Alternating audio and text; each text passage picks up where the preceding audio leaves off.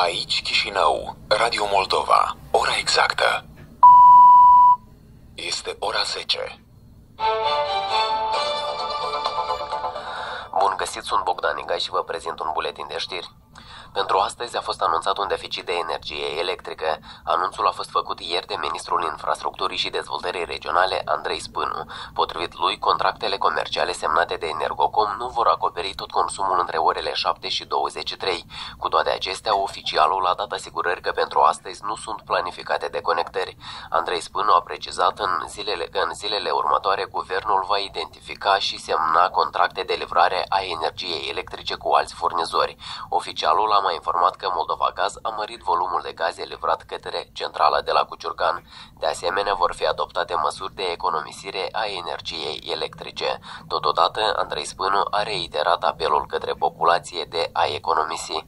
Amintim că centrala de la Cuciurcan va reduce, începând de astăzi, livrările de energie electrică de la 70 la 27% către malul drept al Nistrului. Decizia a fost luată în contextul reducerii volumelor de gaze naturale livrate de Gazprom. Peste 762 de milioane de lei au fost încasate în bugetul de stat de către Serviciul Vamal în perioada 17-23 octombrie. Suma este în creștere cu 7% față de aceeași perioadă a anului trecut. Banii colectați de la contribuabili sunt vărsați direct în bugetul de stat și redistribuiți pentru salarii, dezvoltarea infrastructurii sau proiecte sociale. Serviciul Vamal mai menționează că de la începutul anului curent a colectat la bugetul de stat circa 26,8 miliarde de lei. Tot pe parcursul ultimei săptămâni, Agenția de Recuperare a Bunurilor Infracționale din cadrul CNA a indisponibilizat bunuri de aproximativ 5,8 milioane de lei. Printre acestea se numără 15 bunuri într-un caz de contrabandă, inclusiv 3 construcții locative și una nelocativă, 5 mijloace de transport, 3 terenuri agricole și 3 terenuri pentru construcție. Pe conturile trezoriale ale agenției au fost depuse 1,4 milioane de lei în diferită valută, anunță Centrul Național Anticorupție. Protestatarii care au dormit noaptea aceasta în corturile instalate în fața Procuraturii Generale au fost treziți de către poliție. Oamenii legii au venit în această dimineață în fața instituției pentru a aduna informații cu caracter personal ale cetățenilor, transmite știri.md. La rândul lor, oamenii acuză poliția de intimidare. Mai multe secvențe video în care polițiștii colectează date de la manifestanți au fost publicate pe rețelele de socializare.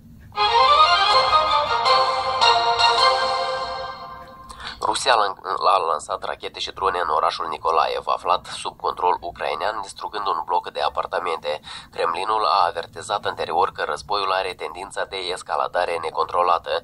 Raidul asupra orașului, aflat la aproximativ 35 de kilometri nord-vest de linia frontului din Kherson, a avut loc în momentul în care Rusia a ordonat ca 60.000 de persoane să evacueze pentru a-și salva viețile în fața unei contraofensive ucrainene, transmite Rador. Ministrul rus al Apărării, Sergei Shoigu, a discutat despre situația care se deteriorează rapid în apeluri telefonice cu omologii săi britanici, francezi și turci, a transmis ministerul. De asemenea, Sergei Shoigu a vorbit la telefon cu secretarul american al Apărării, Lloyd Austin, pentru a doua oară în 3 zile. Potrivit Pentagonului, Lloyd Austin i-a spus lui Sergei Shoigu că respinge orice pretext care ar putea fi folosit de Rusia pentru escaladare.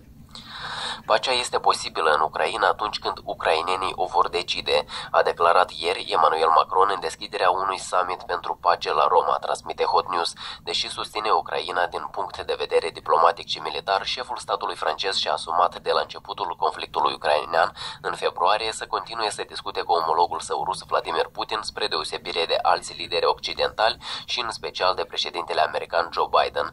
El pledează în continuare pentru ca Kievul și Moscova să revină la masa negocierilor atunci când acest lucru va fi acceptabil pentru președintele ucrainean Volodymyr Zelensky, dar și cât mai curând posibil. Fostul ministru de finanțe britanic Rishi Sunak a anunțat pe Twitter că va candida la funcția de premier al Marii Britanii pentru a redresa economia țării și a uni Partidul Conservator. Rishi Sunak fusese învins de Liz Truss în septembrie în cursa pentru înlocuirea lui Boris Johnson la conducerea Partidului Conservator.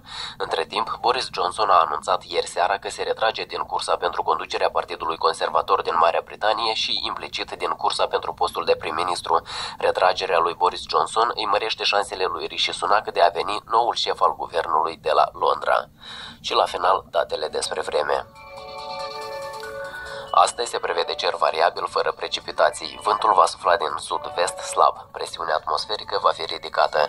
Temperatura aerului ziua se va încadra între 16 și 21 de grade. Ați ascultat un buletin de știri prezentat de Bogdan Nigai.